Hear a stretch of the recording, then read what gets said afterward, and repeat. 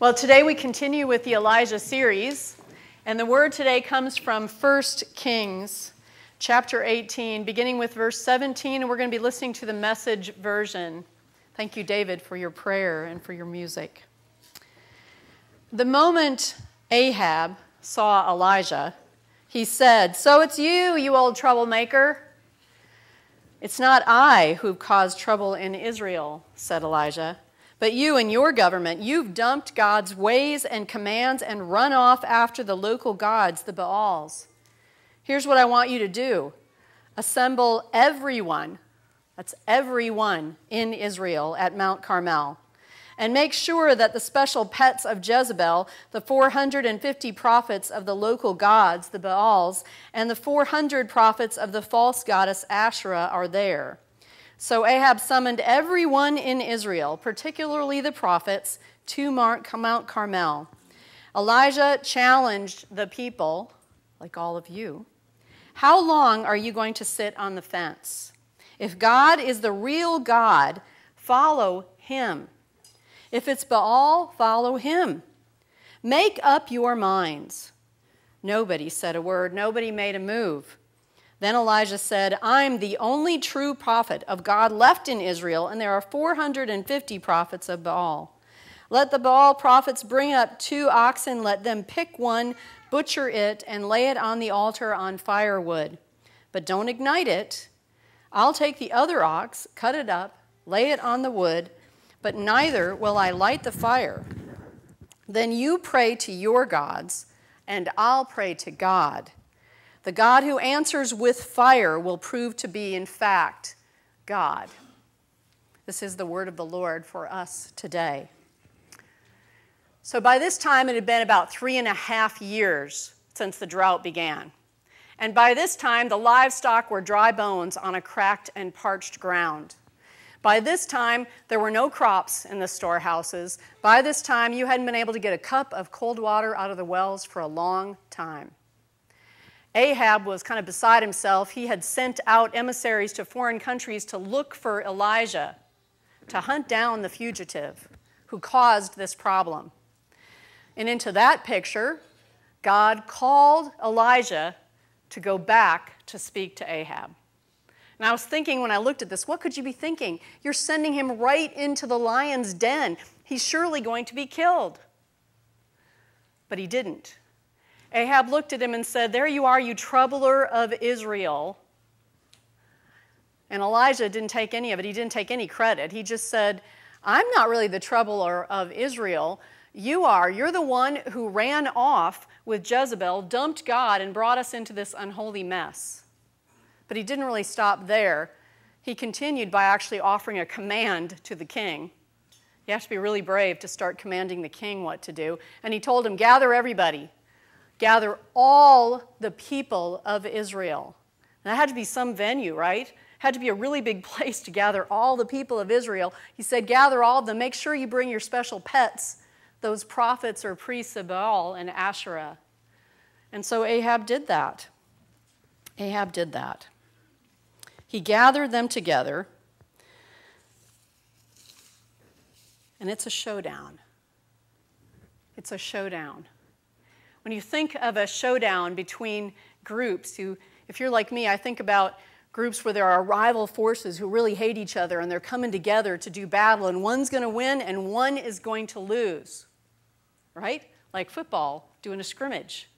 2 forces coming up against each other. When I think about a showdown, one of the ones that most often comes to my mind is thinking about what happened in 1989 in Tiananmen Square in China. A famous reformer had died, reformer in terms of Communist Party rules. He died, and maybe 1 million students, mostly students, gathered in Beijing in Tiananmen Square to protest, to ask for greater freedom of the press, to ask for corrupt officials to be fired. They marched for 3 weeks, and then on June 4th of that year, the government rolled in with tanks and troops, and they opened fire on those students and young adults. Things ranged from 300 killed to thousands killed in that square that day, and about 10,000 were arrested.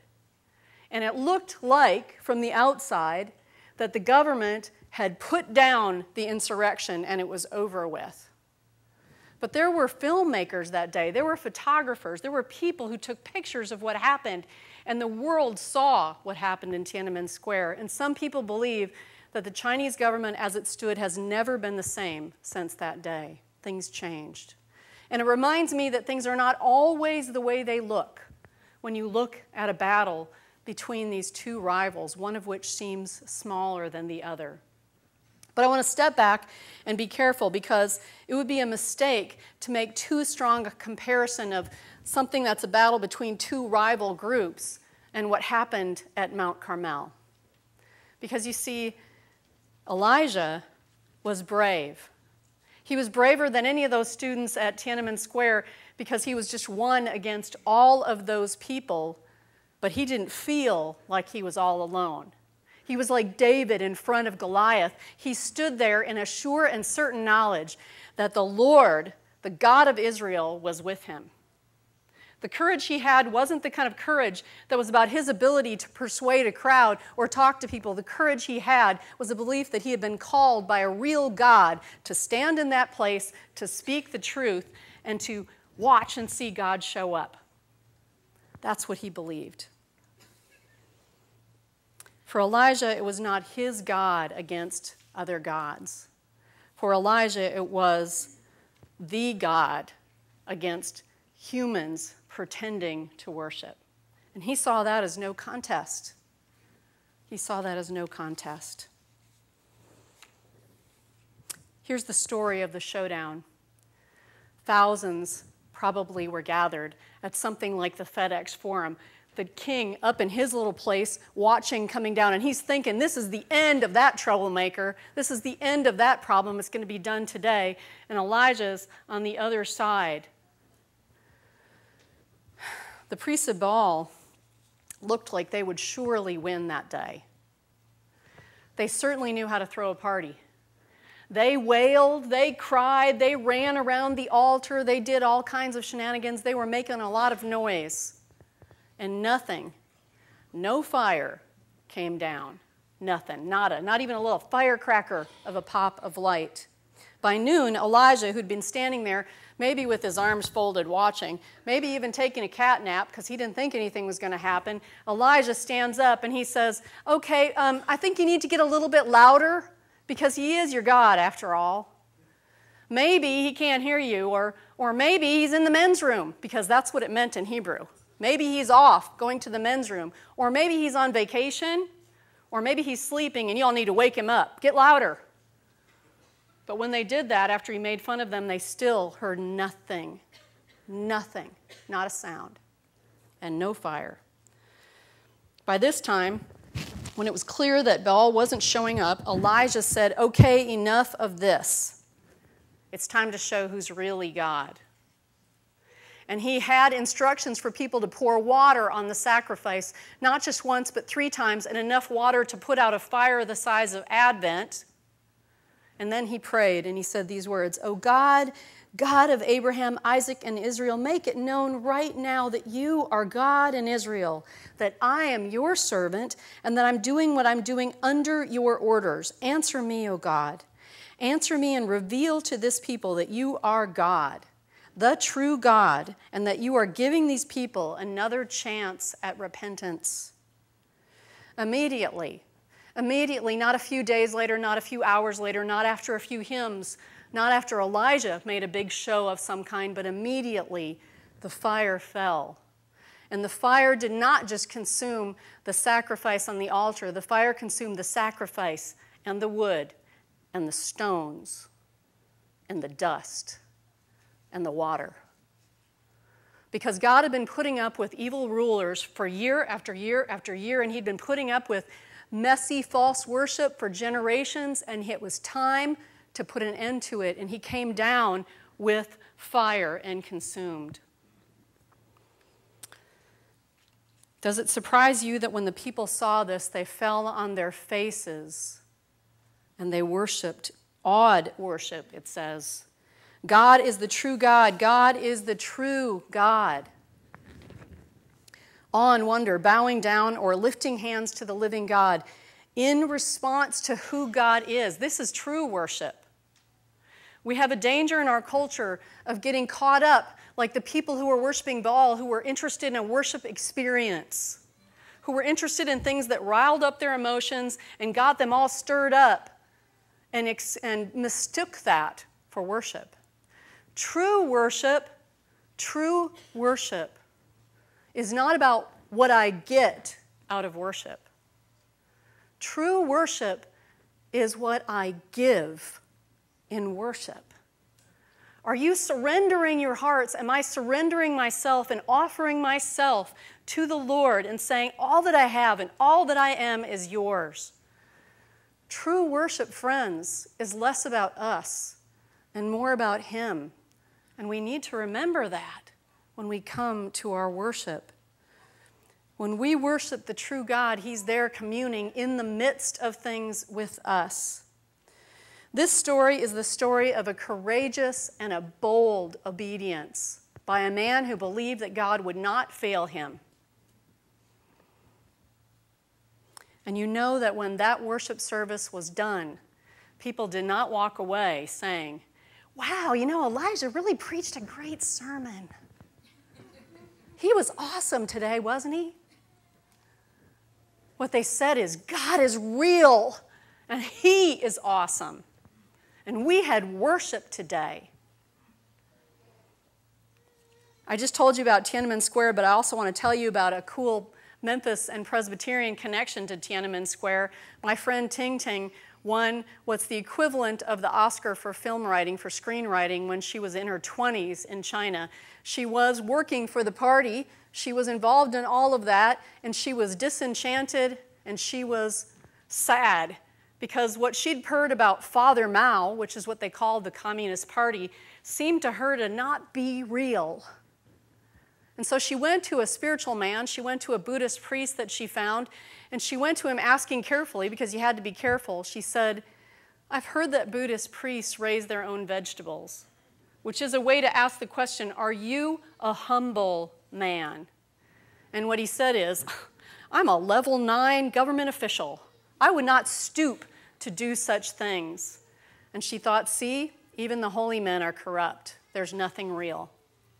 Someone asked her to sign a petition related to the Tiananmen Square protest coming up, and she did that. And after the massacre was over, that list of names had been in the paper, and the government started tracking down all those who signed that petition, but some of them had been accidentally eliminated from the list, and hers was one of those names. But she knew that the government was asking questions of those on the list, and they were going to find out about her. How was she going to be safe? Right at that time, Columbia University invited her to come to work on an English degree, and she left and went to the United States. And when she got here, she knew she was safe, but she was still empty, and she was still despairing about life's meaning. And in that place, somebody invited her to, of all things, a Father's Day service, where she heard about a different kind of father than Father Mao. She heard about a father who loved us unconditionally. She learned about a father and a son willing to sacrifice themselves for us. She learned about a servant heart, not a corrupt heart of the Father. She heard about a father who said, I will never leave you or forsake you. I'll be with you always. And as tears streamed down her face, she knew that something in her had shifted. And she started to pursue the living God. She accepted Christ. And by the way, she married the pastor that gave her that message, who's Warner Davis at Collierville Presbyterian Church here in Memphis. Ting Ting met a God that day that gave her a confidence that something was real and something would not fail. As Elijah had gained a confidence and a boldness that God was real and that He would not fail him wherever he went. And so he was willing to put his life on the line. He was willing to put his life on the altar, so to speak. And you all may be sitting here and thinking, well, that's great for Elijah, but I don't have that kind of confidence. What if I put myself on the line? What if I put myself out there and take a risk for God? What if I do this and then He doesn't show up? But I want to reassure you, friends, we don't have to worry about that because God already did show up. Jesus didn't only show up at the altar of prayer. He put himself on the altar at the cross. And Jesus didn't just honor the offering of that bull that Elijah made. He put himself on the table to be the sacrifice. And unlike the priests of Baal who cut themselves to show blood hoping Baal would show up, Jesus actually bled and suffered, was beaten and nailed, not to make a show, but to cover our sins once and for all. We're about to share the Lord's Supper, and if you look at this rectangular wooden object down here, you'll know some denominations call it an altar. Ours calls it a table, because we believe that when Jesus went to the cross, that was the altar, and that he did a once and for all sacrifice, never need to be repeated ever again. And so we can celebrate the meal that he gave to us that night before. We can come to a table and we can share a meal, we can share prayer, we can share the word, and we can trust that he will and does and has shown up, and that he will feed us, that he will nurture us, that he will strengthen us so that we can be who we're called to be, a church, worshiping truly, worshiping as a congregation, worshiping together, offering ourselves as we come to the table, and trusting that God will not fail us ever.